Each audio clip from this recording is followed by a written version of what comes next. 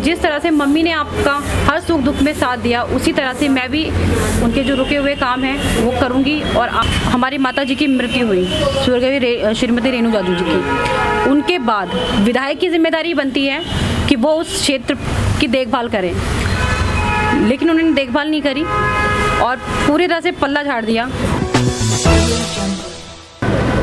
नमस्कार, आप देख रहे हैं जनमत की पुकार न्यूज़ और मैं आर.के. जायसवाल।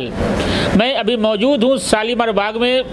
वार्ड नंबर 62 में उपचुनाव होने हैं और हमारे साथ बैठी हैं वार्ड नंबर 62 की प्रत्याशी सुरभि जाजू जी। सुरभि जाजू जी, कितना समर्थन मिल रहा है लोगों को? जैसे कि आप जानते हैं कि पूर्व में मेरी माता जी श्रीमती रेणु जाजू जी, जिनका स्वर्गवास हो गया, उनके जाने के बाद जो भी समस्याएं रही उस पर मैंने काम किया है पीछे से। और कोरोना काल के टाइम में भी हम लोगों ने काफ़ी लोगों की हेल्प करी है। और जहाँ भी जाते हैं बस माता जी को याद करते हैं और बोलते हैं बेटा पार्टी ने बहुत अच्छा मौका दिया है आपको आपकी माता जी की जाने के बाद। और हम बीजेपी पार्टी का बहुत बहुत धन्यवाद करते हैं कि उनके परिवार में से आपको मौका मिला है।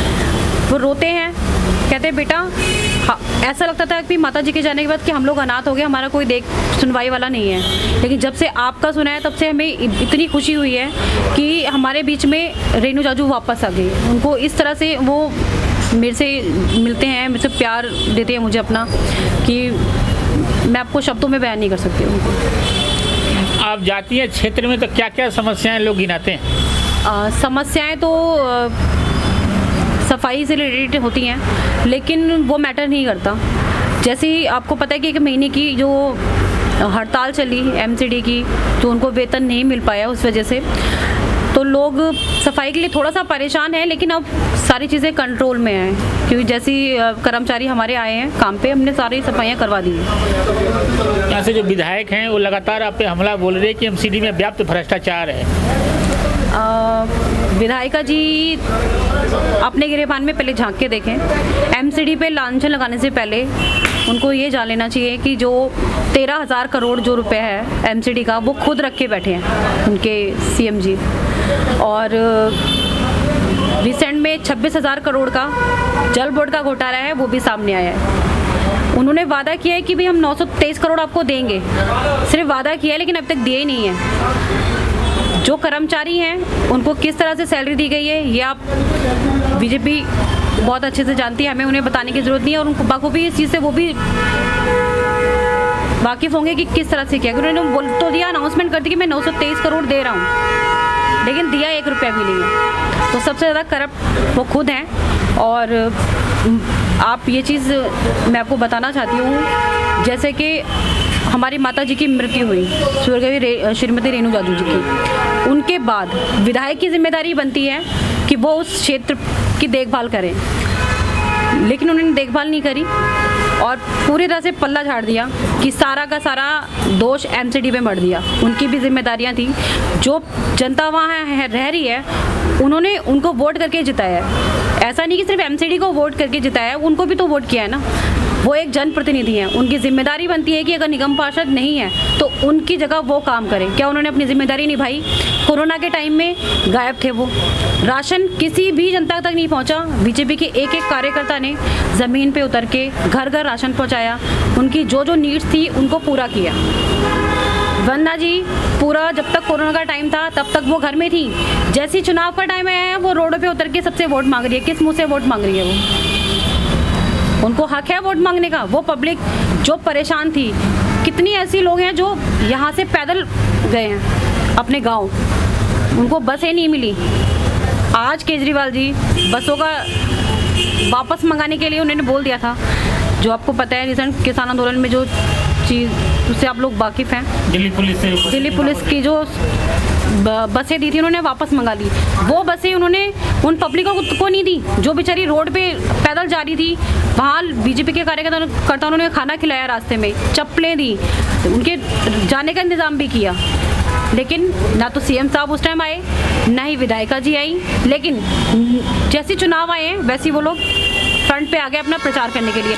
आज प्रचार के लिए पैसा है उनके पास, लेकिन कोरोना के टाइम पे उनके पास पैसा नहीं था कि वो लोग उन लोगों की मदद कर सकें। कोरोना संकट के दौरान आप किस तरह से लोगों की सेवा की? कोरोना कोरोना के टाइम में मैंने खुद मैंने फूड पैकेट्स बनवाए और लोगों को दिए। लोगों से जो मेरे जान पहचान थे उनसे भी मदद मांगी कि भाई आप लोग हमारी हेल्प करें। उनसे हेल्प ली, उन लोगों तक पहुँचाई जिनको ज़रूरत थी। राशन की किट बांटी, काढ़े बांटे, डोर टू डोर जाके सबको चीज़ें प्रोवाइड कराई ताकि उनको कोई समस्या ना हो। आज की डेट में मैं उनके पास जाती हूँ तो वो मुझे आशीर्वाद है कि बेटा उस टाइम में तुमने हमारी मदद करी है, इसका हम आपको बहुत बहुत धन्यवाद देते हैं। क्योंकि वंदना जी तो कोरोना के चक्कर में छुप के बैठ गए थे दरवाजे। कोई उनके पास जाता भी था तो वो हाथ जोड़ के उनको विदाई देते थे कि नहीं जी आप जाइए। उनके खुद के जो कार्यकर्ता थे वो हमारे पास आए कि मैडम हमने उन्हें वोट दिया, हमने उनकी मदद करी इलेक्शनों में, लेकिन आज की डेट में हम उनकी मदद के लिए जाते हैं तो वो हमें पहचानने से मना कर देती हैं। और आपने हमारी मदद करी, आपका बहुत बहुत धन्यवाद। तो हमने कहा कोई बात नहीं, हमारा काम है, हम किसी की शक्ल देख के मदद नहीं करते कि आप आम आदमी पार्टी के हो या आप कांग्रेस के हो। हमारे लिए सब एक जैसे हैं। आप की सेवा करना हमारा धर्म है और वो हम कर रहे हैं। पार्टी ने आपको प्रत्याशी बनाया यहाँ से, तो उनकी उम्मीदों पर कितना खरी उतर पा रही हैं? मैं पूरी कोशिश कर रही हूँ कि उनकी उम्मीदों पे खरा उतरूँ और डेफिनेटली मैं खरी उतरूँगी और ये सीट उनको जीत के दूँगी।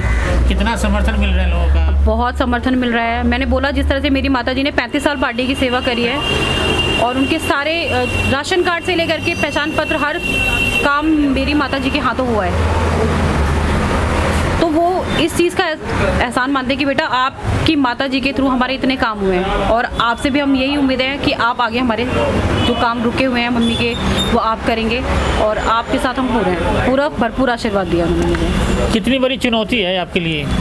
चुनौती तो बहुत बड़ी है, लेकिन मैं उसमें खरी उतरूँगी और पार्टी को जो मेरे भारतीय जनता पार्टी के शीर्ष नेतृत्व ने जो मुझे मौका दिया है, मैं उन्हें निराश नहीं करूँगी और ये सीट उनको जीत के दूँगी, पूरी जान लगा दूँगी। शालीमार बाग के लोग देख रहे हैं, इनसे क्या अपील करना चाहेंगे? मैं सबसे जो मेरी वार्ड 62 की जनता है उससे अपील करना चाहती हूँ कि जिस तरह से मम्मी ने आपका हर सुख दुख में साथ दिया, उसी तरह से मैं भी उनके जो रुके हुए काम हैं वो करूँगी और आपको निराश नहीं होना पड़ेगा। आप मुझे भी आशीर्वाद दें, अपना प्यार दें जिस तरह से आपने मम्मी को दिया था। बस इतनी ही मेरी अपील है और यही मेरी विनती है आपसे। ऐसा देखा जाता है कि उपचुनाव में वोटिंग के प्रतिशत काफ़ी कम होता है, तो ऐसा कुछ हमारे दर्शकों को बताया कि ताकि लोग घर से वोट डालने जाएं। देखिए जो वोट है वो बहुत कीमती है। जैसे एक बूंद से पानी मटका भर जाता है, उसी एक बूंद से वो मैं उसे वोट नहीं बोलूँगी, उसका एक आशीर्वाद बोलूँगी जो आप पार्टी को देते हैं कि आपकी जो समस्याएं हैं उन पे वो खरा सुलझाएं, समस्याओं को सॉल्व करें और उन पे खरा उतरें। तो वोट देना बहुत ज़रूरी है। इससे आप अपनी पसंद का जनप्रतिनिधि चुन सकते हैं, उससे आप काम करवा सकते हैं। अगर वो काम ना करे तो उसको आपको डांटने का भी हक होता है कि हमने आपको वोट दिया है और आप इसे करें, क्योंकि इलेक्शन तो हर बार आता है। अगर आज हम उनके लिए काम नहीं करेंगे तो कल भी हमें उनके पास जाना है उनसे वोट मांगने के लिए, तो वो हमारे बात सुनने के बजाय हमें डांट बोलेंगे कि भाई हमने वोट दिया, आपने क्यों नहीं हमारा काम किया। तो ये चीज़ें जो हैं होती है कि हमें पार्टी मौका देती है तो हमें जनता की सेवा करनी चाहिए। जितनी हम उनसे टच में रहेंगे, उनकी प्रॉब्लम को सॉल्व करेंगे, वो हमारे लिए उतना डिवोटेड रहते हैं कि नहीं भाई हमारे लिए काम करा तो हमें उनके लिए उनको वोट देना है। आपकी माताजी यहाँ से पहले पार्षद थी, तो उनका कितना अनुभव आपको हुआ इनका सब काम? देखिए माताजी वो तो 35 साल से सेवा में थी पार्टी की और निगम पार्षद बनने के बाद उन्होंने 2 साल करीब उन्होंने कार्यकाल पूरा किया। उस बीच जो हमारे घर में प्रॉब्लम्स हुई, पहले मेरे फादर इन लॉ की डेथ हुई, उसके बाद उनको कैंसर हो गया था, फिर मेरा जो बेटा है छोटा उसे ब्रेन हैमरेज हो गया था। तो उसके बाद से हम लोग परिस्थितियाँ बहुत विकट थी हम लोगों के लिए। शायद माताजी को तो ये था कि वो फ्रंट पे भी काम करना पड़ता था और वो पीछे परिवार को भी उनको देखना होता था, लेकिन उन्होंने कभी ये चीज़ जाहिर नहीं करी कि मैं घर की प्रॉब्लम अपने काम पे कभी हावी नहीं होने दी और हमेशा डट के खड़े रहे। लोगों की समस्याएं जो भी थी उनको समाधान करते रहे वो। पार्टी ने आपको जो प्रत्याशी बने, तो आपका राजनीतिक अनुभव क्या है? देखो मैं आपको बताऊं कि बीजेपी पार्टी बहुत बड़ी पार्टी है और जो हमारे शीर्ष नेतृत्व हैं उनका तो आभार है ही। दूसरा जो हमारे पंडित दीनदयाल उपाध्याय जी थे, उनका कहना था कि भाई मुझे आखिरी कार्यकर्ता तक पहुंचना है। तो इस बात की पुष्टि आप मुझे देख के, मेरी माता जी को देख के कर सकते हैं कि उन्होंने एक छोटे से कार्यकर्ता को कहाँ बिठाया और उसको जनता का प्रतिनिधि बनाया कि वो उनकी सेवा कर सके। तो पार्टी जो है, सिर्फ आप ये सोचिए कि कांग्रेस का तो आपको पता ही चल रहा है कि वो उनके दो राष्ट्रीय अध्यक्ष जो हैं उनके परिवार में ही घूमते रहते हैं, लेकिन हमारी पार्टी में कहाँ से कहाँ तक पहुँचते हैं ये आप मुझे बताने की ज़रूरत नहीं है। शायद यहाँ बच्चा ये चीज़ समझता है। आपका राजनीति में आना कैसे हो गया? आप राजनीति में आ गई, कितना अनुभव है आप अपने पास, कितना अनुभव है, कैसे इस सब काम को देखेंगी आप, क्या प्लानिंग है आप? देखिए, अनुभव तो अपनी माता जी से ही लिया है मैंने, और शादी के बाद से ही हमारी जो पॉलिटिकल मम्मी की लाइफ रही है उससे मैंने बहुत कुछ सीखा है। जब वो निगम पार्षद बने उससे पहले भी हमारे घर में काफ़ी एक्टिविटीज़ होती थी, किसी का काम जो भी था हम लोग करते थे उसको, और माता जी के साथ रह के वो चीज़ें मैं भी सीखी हूँ। तो मुझे लोगों को क्या करना है, किस चीज़ से वो लोग परेशान रहते हैं, ये चीज़ों का थोड़ी सी मुझे समझ है। और बाकी ऐसा कोई मोटिव नहीं था कि मेरा कि मैं आऊँ राजनीति में।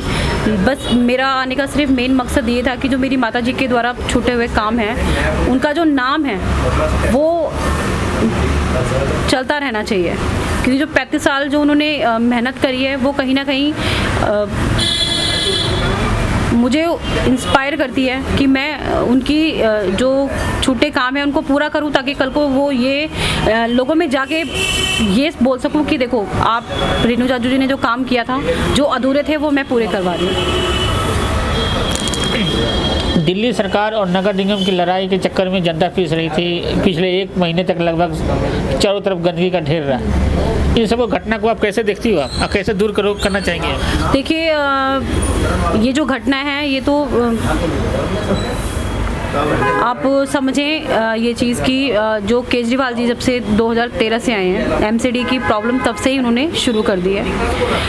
इससे पहले भी जो सरकारें रही हैं उनमें इतना तालमेल था कि कोई चीज़ जो थी वो हमेशा बैलेंस होके चलती थी। वो हमें गिराने के चक्कर में अपने आप को उठा रहे हैं और हमें गिरा रहे हैं, लेकिन ऐसा है नहीं। पब्लिक आजकल, जो हमारी जनता है वो आजकल की बहुत समझदार है, उनको चीज़ दिख रही है। जो आदमी राजनीति में आया था वो क्या बोल के आया था कि मुझे गाड़ी नहीं चाहिए, मुझे बंगला नहीं चाहिए, मुझे कोई भी सुख सुविधा नहीं चाहिए जो एक नेता लेता है, लेकिन वो आज के डेट में वो सारी सुख सुविधाएं लेके बैठे हुए हैं। और उनके जो विधायक हैं उनकी तनख्वाह तो बढ़ जाती है, लेकिन एमसीडी की तनख्वाह वो रोक लेते हैं। तो उनको ये हक नहीं है कि वो किसी भी एमसीडी के कर्मचारी की, डॉक्टर्स की, टीचर्स की सैलरी रोके, क्योंकि वो जो कमाते हैं उसी से उनका घर चलता है। अगर वो कमा के वो पैसा घर नहीं चलाए देंगे तो वो कैसे चलाएंगे? डॉक्टर्स जिन्होंने कोरोना काल में हमारे लिए घर बार सब छोड़ के हमारी सेवा कर रहे थे, अगर आप उनका पैसा रोक रहे हो तो मेरे ख्याल से आज इससे ज़्यादा बेशर्मी वाली कोई बात ही नहीं हो सकती। और जनता ये जानती है कि जब कोरोना का इतना महामारी का इतना बुरा प्रभाव था तो केजरीवाल जी का प्रचार तो बंद हो गया था और वो चुपचाप घर में बैठ गए थे। तब हमारे गृह मंत्री श्री अमित शाह जी वो आए, उन्होंने दिल्ली की बागडोर संभाली और चीज़ों को कंट्रोल में करा। जैसे ही कंट्रोल में आई तो हमारे सीएम साहब केजरीवाल जी आ गए फ्रंट पे कि हमने ये किया, हमने वो किया, हमने वो किया। उससे पहले क्यों नहीं किया आपने? जब चीज़ें कंट्रोल में आई तभी आपका प्रचार शुरू हो गया। उससे पहले आप सो रहे थे, तब आप कहाँ थे? तब जो लोग परेशान थे तब कहाँ थे? आप तो बोल रहे थे टैबलेट लीजिए, घर में रहिए। लोगों को बेड तक नहीं मिल रहे थे, लोग इतने परेशान थे, लोग घर में डर रहे थे बताने से कि मेरे को कोरोना हो रहा है। लेकिन अमित शाह जी ने जैसी चीज़ें अपने हाथ में ली तो लोगों को इजीली टेस्ट, दवाइयाँ सब प्रोवाइड हुई। तो केजरीवाल जी को सबक अगर अभी नहीं मिला तो आगे हम लोग देंगे उनको कि कैसे करना है। वैसे राजनीति करने आए हो आप, ठीक है, लेकिन अगर आप किसी जनप्रतिनिधि के रूप में काम कर रहे हो तो आपको सबको इक्वल देखना पड़ेगा।